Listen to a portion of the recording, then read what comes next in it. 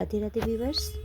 तो आज हम अपनी केमिस्ट्री क्लासेस की चेन को थोड़ा आगे बढ़ाते हैं। अभी हमने कुछ समय पहले 12th क्लास की ऑर्गेनिक केमिस्ट्री के बारे में जानकारी दी थी। आज हम 11th क्लास के एक महत्वपूर्ण टॉपिक को पढ़ेंगे। ये एमपी बोर्ड में 11th क्लास का ऑर्गेनिक केमिस्ट्री जो है उसका एक महत्वपूर्ण टॉपिक है, जिसका नाम है कार्बनिक यौगिकों का वर्गीकरण, अर्थात क्लासिफिकेशन ऑफ ऑर्गेनिक कंपाउंड। इस पूरे टॉपिक में हम समझेंगे कि जो ऑर्गेनिक कंपाउंड्स होते हैं उनके हम क्लासिफिकेशन को पढ़ेंगे। ऑर्गेनिक केमिस्ट्री क्या होती है, ऑर्गेनिक कंपाउंड्स क्या होते हैं, ये हम सब कुछ पहले क्लासेस में पढ़ चुके हैं। कार्बनिक यौगिकों का वर्गीकरण में ये सामान्यतः दो प्रकार के होते हैं। एक का नाम होता है अचक्रीय यौगिक, एक होता है चक्रीय यौगिक।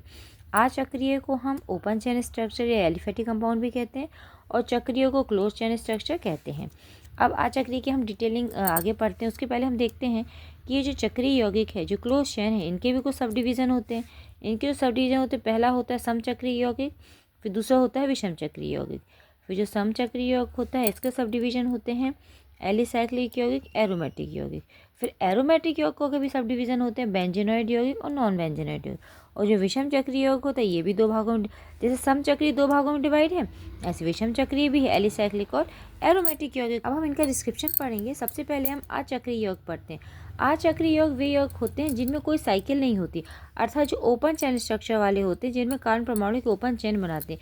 ये जो चेन होती है सामान्यतः जो होती है तीन प्रकार की होती है। एक होती है नॉर्मल श्रृंखला, आइसो श्रृंखला और न्यू श्रृंखला। जो नॉर्मल श्रृंखला होती है मतलब कि इसमें एक सीधी चेन गई होती है, जैसे कि ये है, इसका नाम होगा मेथेन एथेन प्रोपेन, तो इसका नाम होगा नॉर्मल प्रोपेन।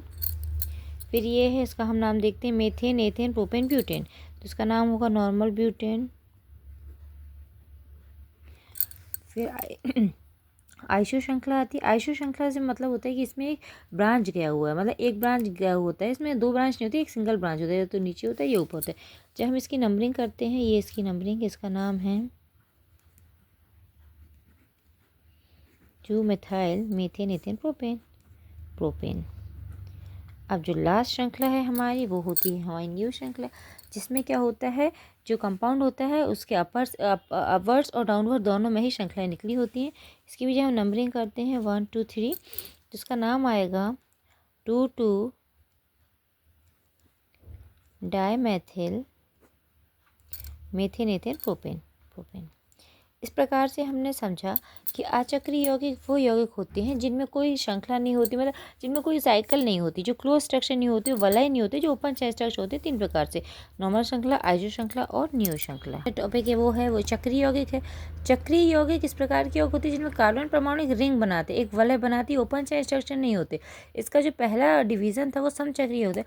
समचक्रीय वे होंगे जिसमें जो वलय जो बनेगी वह केवल कार्बन परमाणुओं की बनेगी, कार्बन एटम्स की, मतलब इसमें अदर कोई एटम या अदर कोई एलिमेंट नहीं होगा, केवल कार्बन एटम होगा। इसके भी दो टाइप से, एक एलिसाइक्लिक यौगिक, एरोमेटिक यौगिक।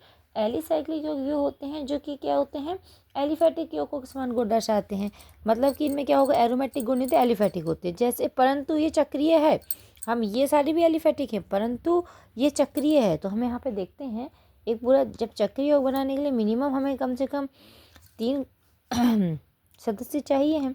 ये एलिफेटिक कंपाउंड है,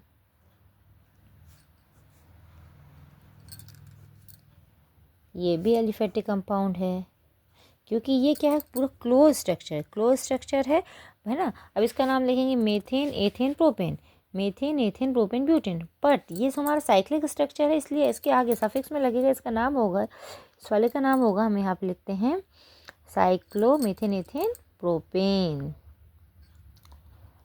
साइक्लोप्रोपेन, है ना, ये इसका नाम होता है।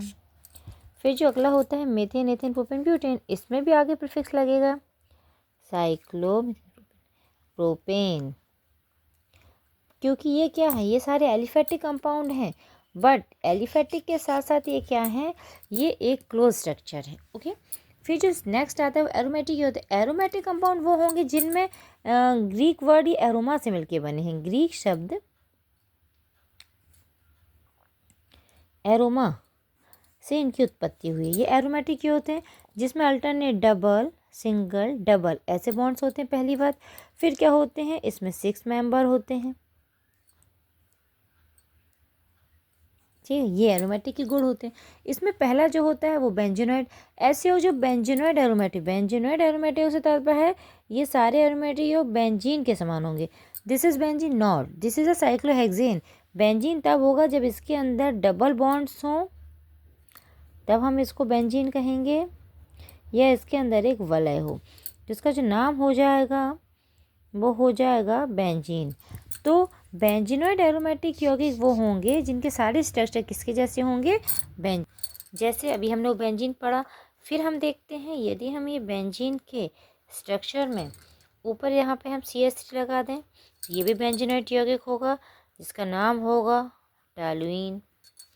फिर हम इसमें 2 बेंजीन के ऐसे ये ले लेते हैं 6 मेंबर सदस्य, और इसमें हम इसको ऐसे कर देते हैं, तो ये भी हमारा क्या होगा, नेफ्थलीन होगा, और ये भी हमारा क्या होगा, बेंजीनॉइड यौगिक होगा।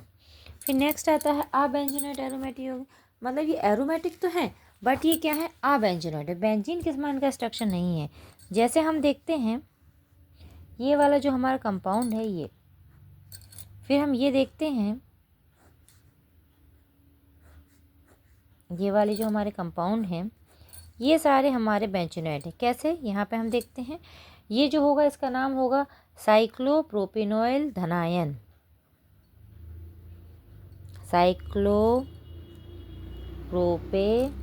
प्रोपिनाइल, क्योंकि इसमें क्या है, डबल बॉन्ड है, प्रोपिनाइल धनायन। ठीक है, इसमें क्या है, एरोमेटिक यौगिक गुण दर्शा रहा है कि ये हक्कल रूल को फॉलो करता है, और इसमें अल्टरनेट डबल और सिंगल बॉन्ड है, सिंगल डबल अल्टरनेट बॉन्ड है, तो ये हमारा क्या हो जाएगा, अबेंजीनॉइड एरोमेटिक कंपाउंड हो जाएगा। इसी प्रकार इसका नाम होगा साइक्लोपेंटाडाइन रेनायन, क्योंकि इसमें माइनस है, methane ethane propane butane pentane, डायनाइल रेनायन। ठीक है, तो ये भी हमारा क्या होगा, अबेंजीनॉइड एरोमेटिक होगा। फिर विषम चक्रीय यौगिक वे होंगे जिसमें कार्बन के अतिरिक्त दूसरे एलिमेंट होंगे, दूसरे तत्व, नाइट्रोजन सल्फर आदि होंगे। इसमें भी ये 2 टाइप्स होते हैं, एक एलिसाइक्लिक होता है, एक हमारा एरोमेटिक होता है। एलिसाइक्लिक से तात्पर्य है जो एलिफेटिक के समान गुण दर्शाएं। जैसे इनका जो स्ट्रक्चर होगा वो ये होगा, ये, फिर ये होगा हमारा ये, तो ये सब क्या हो जाएंगे, ये सारे क्या हो जाएंगे हमारे विषम चक्रीय, क्योंकि इसमें O है, ऑक्सीजन है, इसमें भी हमारा ऑक्सीजन है, इसका नाम ऑक्सीरेन होता है, ऑक्सीरेन। इसका नाम होता है हमारा टेट्राहाइड्रोफ्यूरेन, टेट्राहाइड्रोफ्यूरेन। ये सारे जो होंगे हमारे ये वाले, ये जो हमारे सारे कंपाउंड होंगे ये हमारे एलिसाइक्लिक होंगे। फिर हमारे जो एरोमेटिक कंपाउंड होंगे वो विषम चक्रीय होंगे, एरोमेटिक विषम चक्रीय यौगिक होंगे, जिसमें कि हम देखते हैं, इसका हम एग्जाम्पल देख लेते हैं। इसमें हम देखते हैं कि हमारे पास ये है, परंतु यहाँ पे N जुड़ा है, ये बेंजीन के समान स्ट्रक्चर, इसमें एक नाइट्रोजन जुड़ गया है, इसका नाम हो गया है पिरिडीन, इसका नाम